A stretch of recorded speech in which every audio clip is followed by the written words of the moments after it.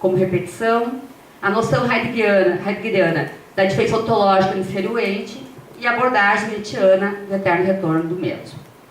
Contudo, o seu pensamento ainda não toma a forma de uma crítica à psicanálise, já que, ainda nesse momento, o seu propósito é filosófico. Deleuze considera que a teoria da repetição da psicanálise permanece materialista, subjetiva e individualista, e encontra-se subordinada a uma simples repetição do mesmo. Em Além do Princípio do Prazer, que Freud vai escrever em 1920, Freud observa que é uma compulsão à repetição que vai além do princípio do prazer.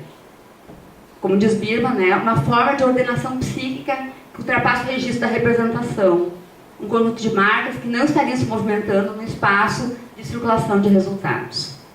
Deleuze toma esse conceito freudiano de pulsão de morte e o relaciona com o eterno retorno, defendendo que a função do instinto de morte exige um princípio positivo da repetição da diferença. Nessa medida, a pulsão de morte é compreendida como elemento de destruição, mas vinculado diretamente aos fenômenos da repetição. Então, diferença e repetição ainda é uma obra sobre o tempo constituído de diferenças, que não se reduz à unidade do conceito, mas que já começa a operar com a ideia de um múltiplo no retorno da diferença.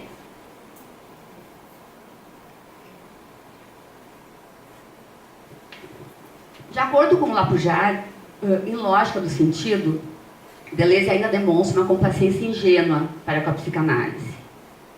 Vai dizer ele: eu tentava muito timidamente tornar a psicanálise inofensiva ao apresentá-la como uma arte das superfícies, que se ocupa dos acontecimentos como se fossem entidades superficiais. Édipo não é mau, Édipo só tem boas intenções. Mas Lógica do Sentido era uma obra na qual tudo se concentra em torno de um conflito entre as figuras do esquizofrênico e do perverso, entre Artaud e Carroll. E embora o esquizo ainda não fosse o herói de Lógica do Sentido, que vai ser só no anti-Édipo, Deleuze já enunciava: por todo Carroll não daríamos uma página de Artaud, mesmo que nós estivéssemos escolhendo entre um e outro. Embora a questão do inconsciente e do desejo já fossem abordados nas três obras citadas acima, Sacher-Masoch, Diferença e Repetição e Lógica do Sentido, é somente no Anti-Édipo, em 72, e posteriormente em Kafka, na literatura menor, em 75, que o desejo toma força nos escritos de Deleuze. No Anti-Édipo, pela primeira vez, em parceria com Guattari, os autores acusam a análise freudiana como excessivamente redutora e inauguram a ideia de um inconsciente maquínico. Os conceitos de pulsões são renovados, fundamentando as noções de consciente esquizoanalítico, máquina desejante e corpo sem órgãos. É nesse sentido que no Anti-Édipo, Deleuze e Guattari concebem um inconsciente produtivo, incompatível com conceitos tão caros à psicanálise. De fato, tal obra só foi possível ser escrita em meio à grande agitação política e cultural de maio de 68, na efervescência das forças do desejo e da repressão, operando uma ruptura instauradora. Diante de tal perspectiva, Deleuze e Guattari posiciona-se contra uma conservadora psiquiatria unicamente preocupada com a adaptação do indivíduo ao sistema repressivo e uma simplista psicanálise que repete Édipo, castração, mamãe, papai e eu. Assim, a partir do Anti-Édipo e posteriormente percorrendo todo o percurso filosófico de Deleuze e Guattari, são formulados 3 pontos de rupturas com a psicanálise. Isso aparece muito claramente no Anti-Édipo. Então, o primeiro, que é o inconsciente não é representativo, mas é o que devemos produzir.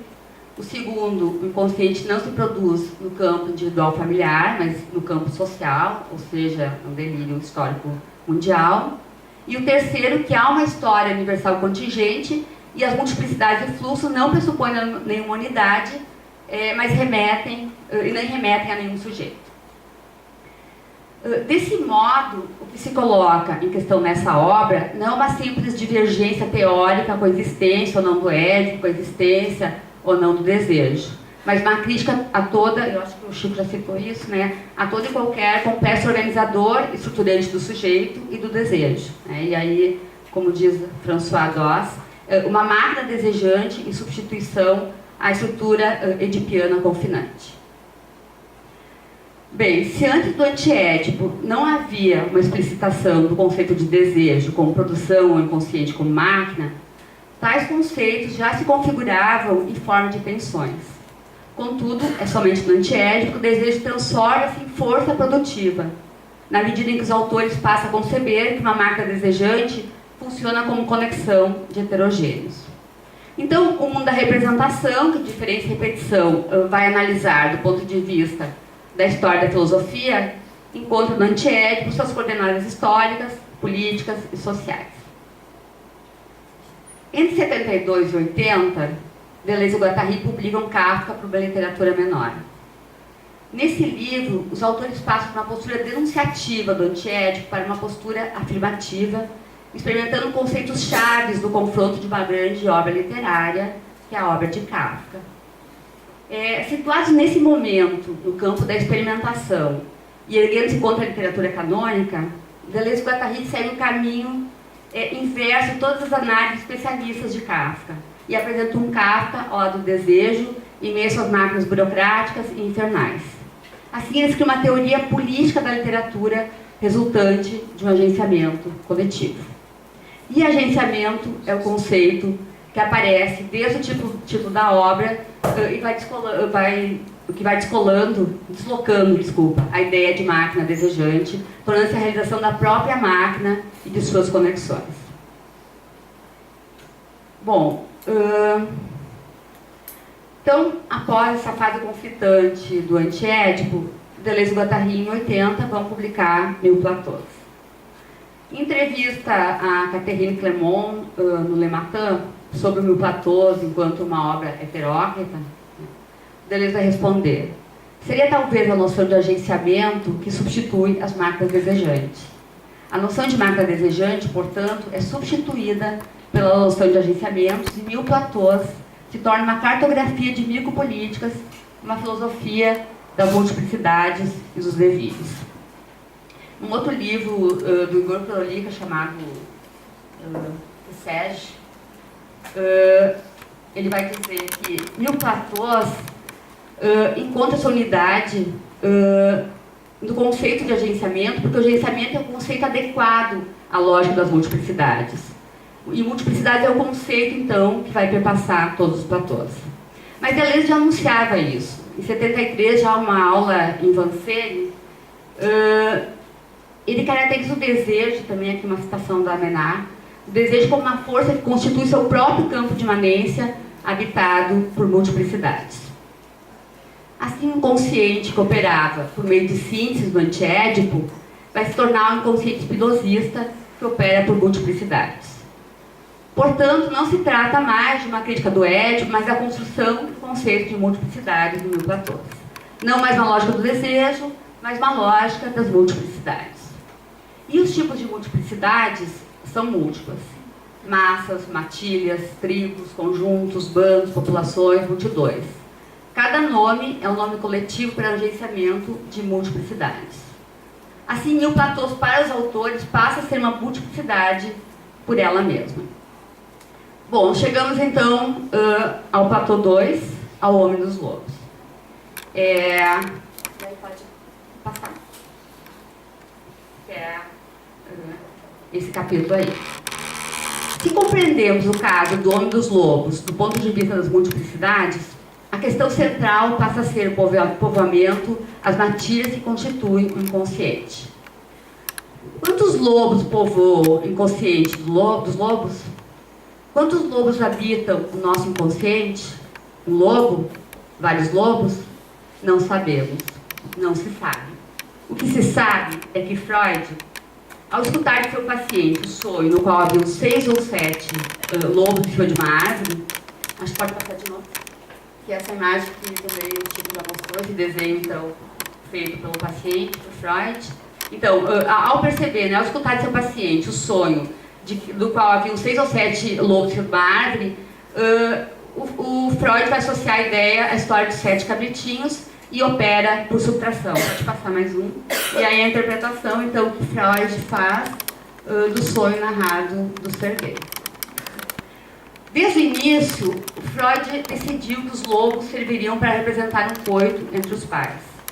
O homem dos lobos grita: 6 ou 7 lobos. Freud escuta: é o pai.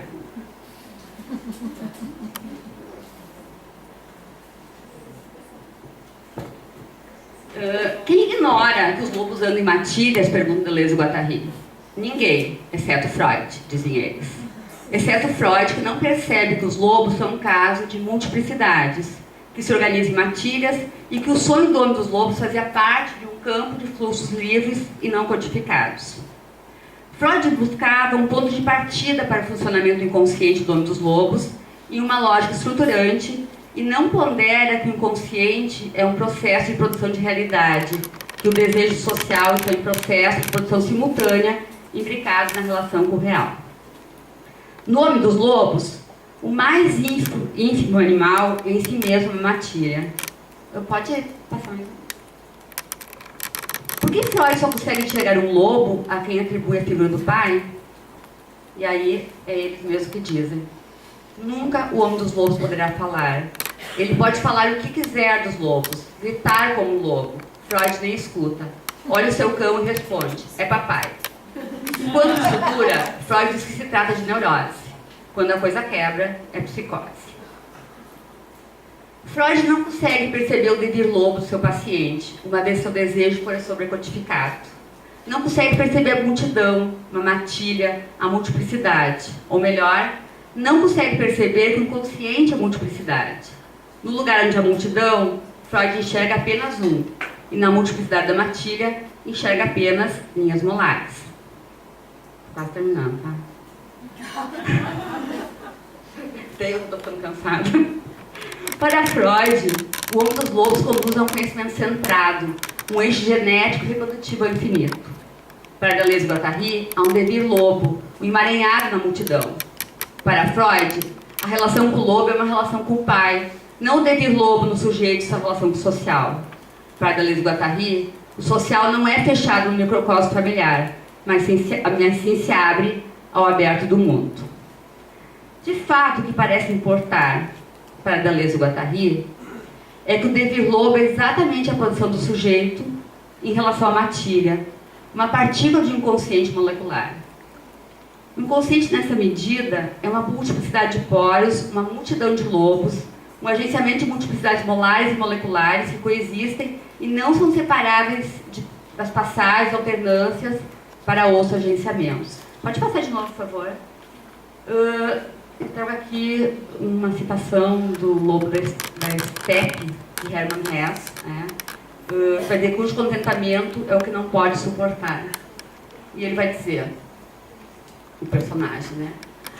Há de mim um selvagem anseio de sensações fortes, uma dor pela vida desgraçada, baixa, moral e estéril, bem como um desejo louco de destruir algo, ou a mim mesmo.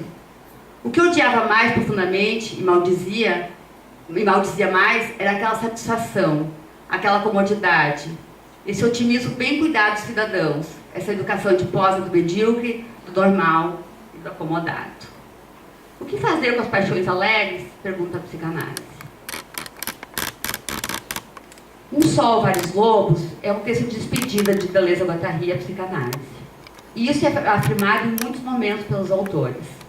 Vou citar aqui 2 entrevistas realizadas com Deleuze, a qual menciona essa ruptura. Então, uma primeira entrevista que ele faz com o François Eval para a Magazine Littéraire, em 1988, em que ele vai dizer: nosso último texto sobre a psicanálise é o propósito do Homem dos Lobos em Mil Platôs. Como ela é incapaz de pensar plural ou múltiplo, uma matilha e não só um lobo, um ossuário e não um único osso. Em uma outra entrevista, concedida a Jorge Passeroni, no prefácio para a edição italiana de Mil Platôs, de 76, ele vai dizer: o comentário sobre o Homem dos Lobos se constitui um adeus à psicanálise, ao mesmo tempo que tenta mostrar como as multiplicidades extravasam a distinção entre a consciência e o inconsciente, entre a natureza e a história, entre o corpo e a alma. Nessa mesma entrevista ainda diz: nós sonhávamos em acabar com Édipo, mas era uma tarefa demasiadamente grande para nós. Para concluir, então, mais do que um texto filosófico, Um Sol, Vários Lobos parece ser um texto ético-político. Nas matilhas, lembra Canetti, também citado por Deleuze e Guattari nessa obra, cada um permanece só, estando no entanto com os outros.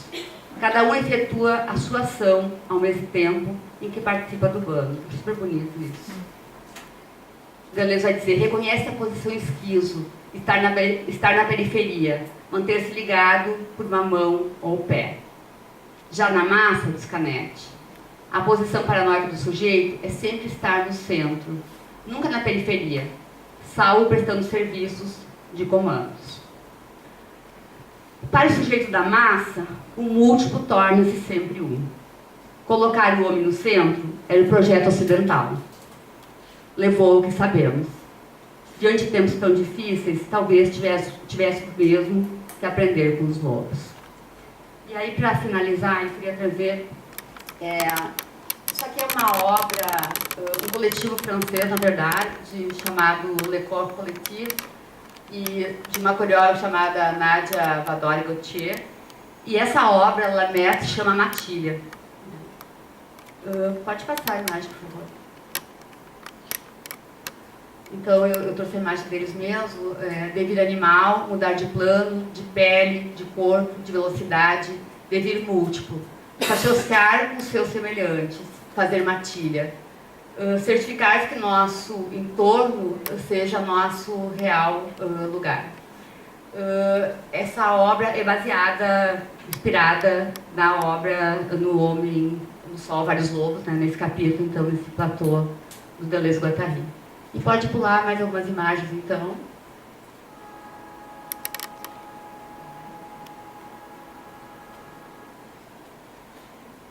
É isso, obrigada.